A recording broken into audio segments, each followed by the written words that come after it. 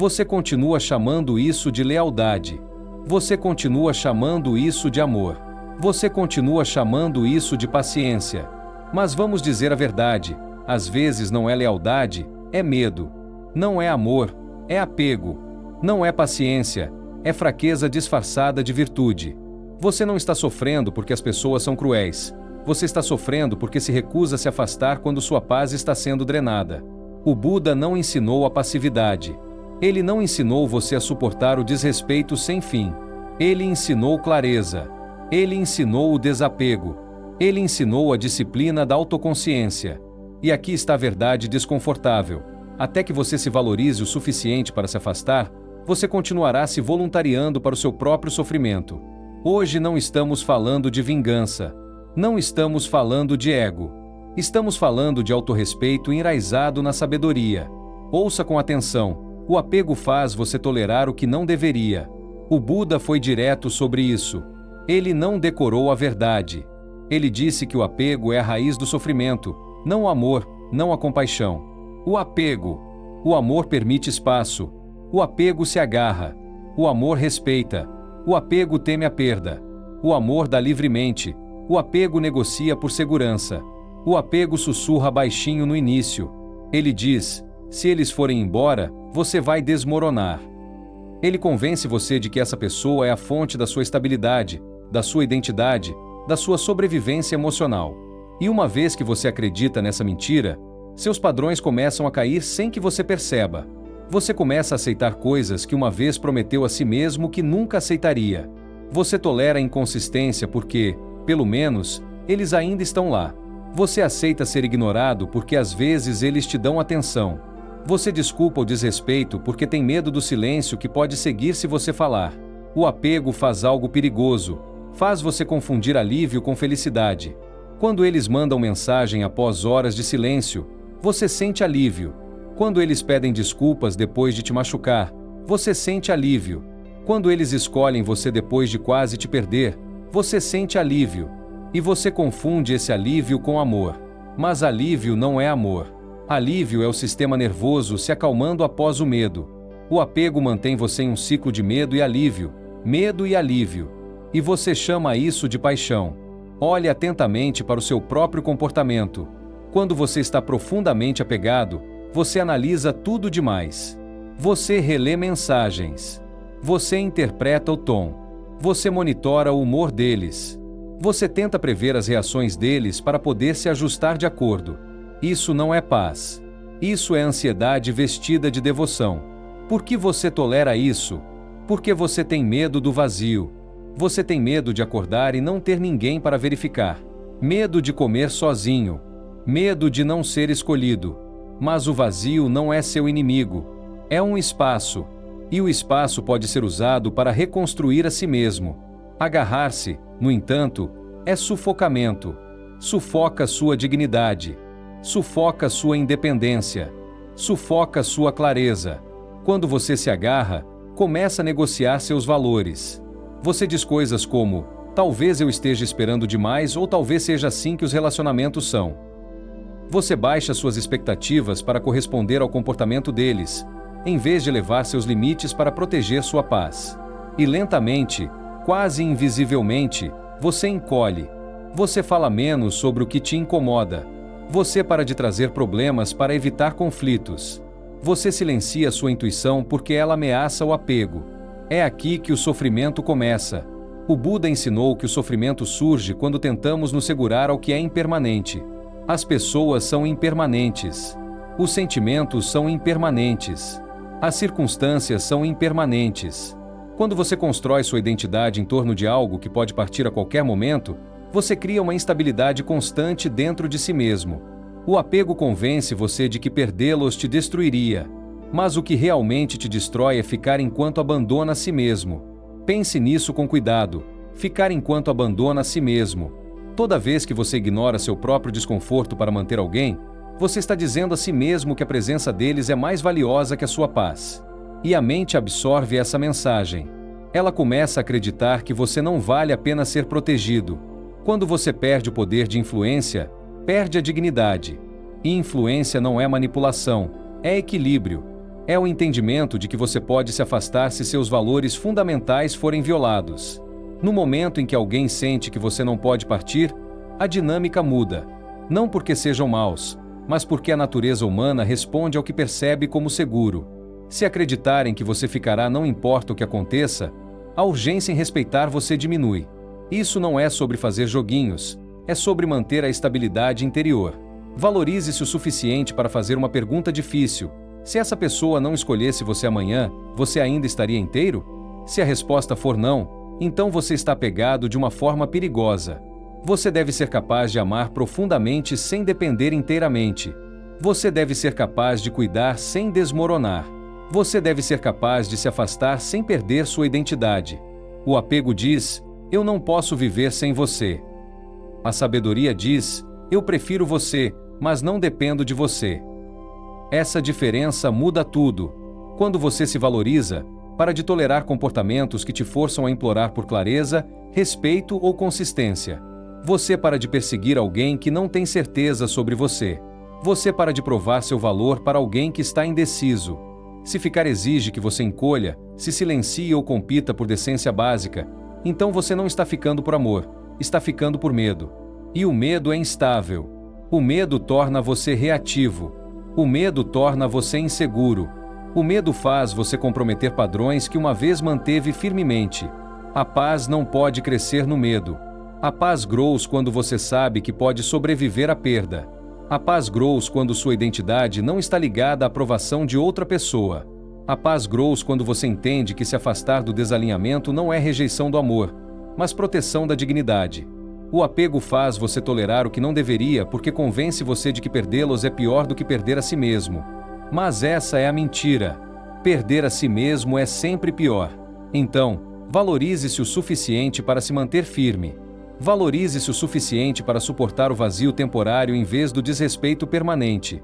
Valorize-se o suficiente para lembrar que o amor deve expandir você, não reduzir você. No momento em que você para de se agarrar, começa a ver claramente. E a clareza é o começo da liberdade. O verdadeiro autorrespeito é silencioso, não dramático. A maioria das pessoas entende errado o que parece o autorrespeito. Elas acham que é barulhento, confrontador, que requer discursos poderosos, declarações emocionais ou saídas dramáticas. Não. O verdadeiro autorrespeito é silencioso. Ele não implora. Ele não ameaça. Ele não performa força para uma audiência. Ele simplesmente observa a realidade e responde de acordo. Quando você realmente se valoriza, para de tentar convencer as pessoas a te tratarem melhor. Você para de explicar demais seus limites. Você para de discutir seu valor. Você observa padrões. Você nota quando alguém repetidamente cancela planos, mas sempre tem tempo para os outros. Você nota quando as desculpas vêm sem mudança de comportamento. Você nota quando o esforço parece unilateral.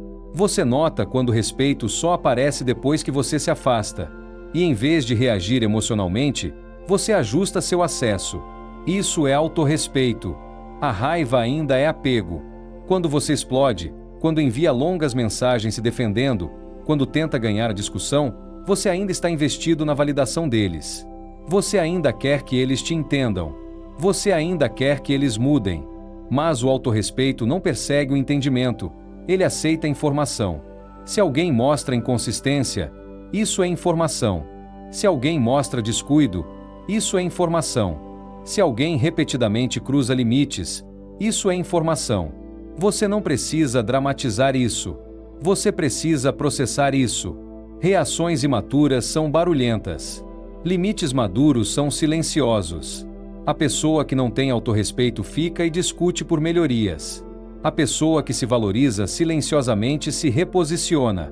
Elas respondem mais devagar. Investem menos. Param de dar demais. Param de se comunicar demais. Não para punir, não para manipular, mas para proteger. Isso é importante. O autorrespeito não é sobre provar um ponto, é sobre preservar sua energia. O momento em que você eleva seus padrões de acesso, algo muda. Pessoas que só valorizavam a conveniência desaparecerão. Pessoas que prosperavam com seu excesso de doação resistirão. Pessoas que dependiam da sua flexibilidade reclamarão. Isso não é um sinal de que você está errado. Isso é um sinal de que seus limites estão funcionando. Quando você para de explicar demais sua ausência, quando para de justificar sua distância, quando para de responder instantaneamente a tudo, você retoma o controle da sua vida. O silêncio torna-se um filtro. Se alguém não pode respeitar seu espaço, revela seu direito de posse. Se alguém não pode lidar com seus limites, revela sua dependência da sua disponibilidade. O acesso não é apenas sobre presença, é sobre influência. Quem você permite por perto influencia sua mentalidade, seus hábitos, suas emoções, sua direção. Se você se cerca de inconsistência, sua vida se torna inconsistente. Se você permite o caos por perto, sua mente se torna caótica. Você não pode construir uma vida focada e disciplinada enquanto dá acesso ilimitado àqueles que te desestabilizam. Valorize-se o suficiente para perguntar: essa pessoa adiciona estabilidade ou remove? Ela contribui com clareza ou confusão? Ela respeita meus limites ou os testa? Se o padrão for negativo, ajuste-se de acordo. Não com raiva, não com drama, apenas com intenção. Reduza a comunicação. Reduza o investimento emocional. Reduza a disponibilidade. Isso não é sobre punição, é sobre priorização. Quando você foca em si mesmo, sua energia se torna estruturada. Você se torna seletivo com conversas. Você se torna intencional com o tempo. Você para de entreter dinâmicas que descarrilam seu crescimento. E uma vez que você experimenta a paz que vem do acesso limitado e alinhado, você nunca mais voltará ao caos de porta aberta. Nem todo mundo merece um assento na primeira fila da sua vida. Alguns merecem distância. Alguns merecem apenas conhecimento. Alguns merecem a remoção. E o momento em que você para de dar acesso limitado é o momento em que para de se sentir constantemente drenado. Porque a paz não é apenas sobre o que você constrói, é sobre o que você se recusa a permitir. Valorize-se o suficiente para guardar sua energia. Porque uma vez que você entende o poder do acesso seletivo, percebe que proteger seu espaço não é egoísmo, é necessário. Afastar-se é um ato de força. A maioria das pessoas fica porque partir parece perder. Partir parece falha. Partir parece desistir. Partir parece admitir que todo o tempo, esforço e emoção que você investiu não produziram o que você esperava. Então você fica. Não porque seja saudável, não porque seja alinhado, mas porque você não quer que seu investimento pareça desperdiçado. É aqui que o apego se disfarça de perseverança. Você diz a si mesmo: eu já dei tanto. Você diz a si mesmo: talvez só precise de mais tempo. Você diz a si mesmo: nenhum relacionamento é perfeito. E enquanto essas declarações podem ser parcialmente verdadeiras, elas também podem se tornar desculpas para tolerar o que é fundamentalmente desalinhado. Afastar-se não é fraqueza. Ficar em algo que consistentemente te diminui é fraqueza. Vamos definir a força corretamente. Força não é suportar desrespeito sem fim. Força não é absorver o caos emocional sem reagir. Força não é sacrificar seus padrões apenas para manter alguém em sua vida. Força é clareza em ação. É olhar para um padrão e aceitá-lo pelo que é, não pelo que você deseja que ele se torne. O Buda enfatizou a visão correta, ver a realidade claramente, sem distorção. A maior parte do sofrimento não vem do que está acontecendo, mas da história que você anexa ao que está acontecendo. Você vê inconsistência, mas diz a si mesmo que eles estão apenas estressados. Você vê distância emocional, mas diz a si mesmo que eles estão apenas ocupados. Você vê desrespeito repetido, mas diz a si mesmo que eles não quiseram dizer aquilo. Você reescreve a realidade para evitar confrontar a verdade. Afastar-se exige que você pare de reescrever a história. Exige que você diga: isso é o que é. E isso é desconfortável. Porque uma vez que você vê claramente, deve agir de acordo. Ficar é mais fácil a curto prazo. Permite evitar a incerteza. Permite evitar a solidão. Permite evitar o medo de recomeçar. Afastar-se força você para o desconhecido. E o desconhecido é assustador. Você não sabe quem vem a seguir.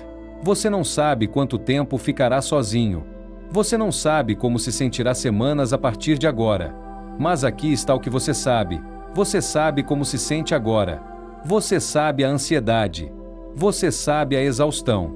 Você sabe o ressentimento sutil crescendo dentro de você. Ficar garante a continuação desse padrão. Partir abre a possibilidade de algo melhor. Força é escolher a possibilidade em vez da familiaridade. É fácil ficar em algo previsível, mesmo que seja doloroso. A mente prefere o desconhecido familiar à liberdade desconhecida. Mas o crescimento não vive na familiaridade. O crescimento vive na ação decisiva. Afastar-se não é sobre provar um ponto a outra pessoa, é sobre provar algo a si mesmo. É sobre provar que seus padrões são reais, que seus limites não são decorativos, que sua paz não é opcional. A maioria das pessoas fala sobre valor próprio, pouquíssimas o impõem. No momento em que você o impõe, sua identidade muda. Você para de se ver como alguém que tolera qualquer coisa por conexão. Começa a se ver como alguém que valoriza o alinhamento acima do apego. Essa mudança altera como você se porta.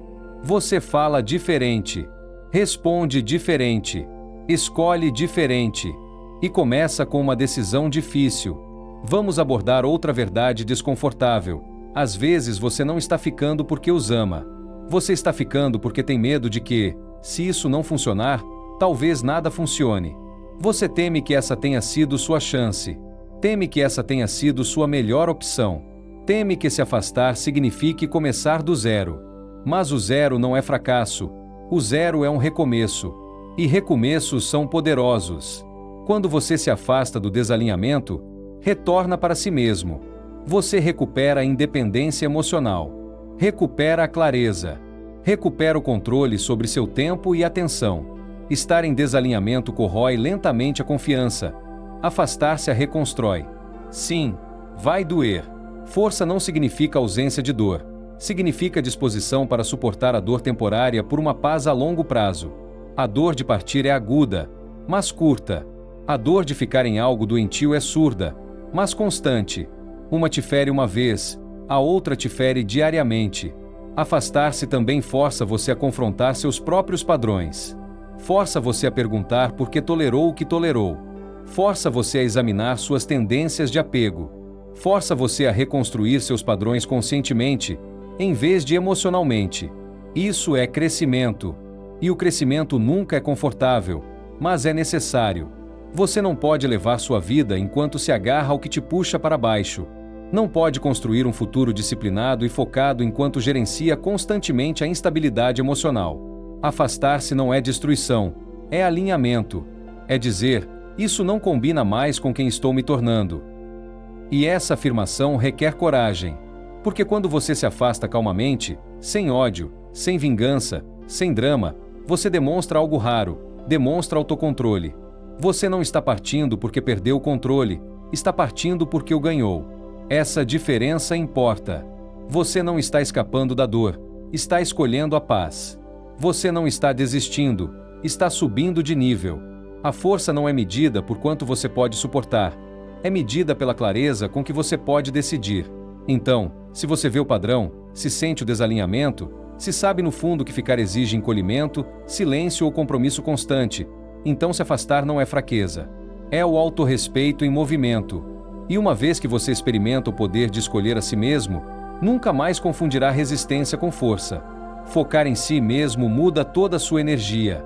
A maioria das pessoas diz que quer paz, mas passa os dias monitorando outra pessoa, verificando sua atividade, analisando seu tom, esperando por sua resposta, pensando demais no silêncio dela. Seu foco está disperso. E para onde seu foco vai, sua energia segue. Se sua atenção está constantemente voltada para fora, você não tem energia sobrando para construir a si mesmo. Você não pode crescer enquanto está obcecado. O Buda ensinou que a mente cria sofrimento quando se apega a resultados externos. Quando sua estabilidade depende do comportamento de outra pessoa, você se torna reativo. Seu humor muda com base na atenção dela. Sua confiança sobe e desce com base na validação dela. Isso não é poder, é dependência. Focar em si mesmo não é egoísta, é estabilizador. Quando você redireciona sua atenção para dentro, algo poderoso acontece. Em vez de perguntar por que eles estão agindo assim, você pergunta: como posso melhorar hoje? Em vez de esperar pela mensagem deles, você estrutura sua rotina. Em vez de reprisar discussões em sua mente, investe em habilidade, saúde, disciplina, clareza. E lentamente, seu mundo interno torna-se mais forte que o ruído externo. Essa mudança altera sua energia. A energia não é mística, é comportamental. Quando você está focado em si mesmo, sua postura muda, sua fala muda, seu ritmo muda. Você está menos apressado, menos desesperado, menos reativo. Não pula para responder instantaneamente. Não entra em pânico com o silêncio. Não desmorona com a distância. Porque sua vida está cheia, e a plenitude remove a carência. Carência não é amor, é insegurança buscando reafirmação. Quando seus dias estão vazios, quando seus objetivos não estão claros, quando sua disciplina é fraca, você se agarra às pessoas para preencher esse espaço. Mas quando sua agenda está estruturada, quando sua mente está engajada, quando seu corpo está treinado, quando seu propósito está claro, o apego enfraquece naturalmente. Você não persegue mais. Não investe demais. Não implora por consistência. Porque você é consistente consigo mesmo.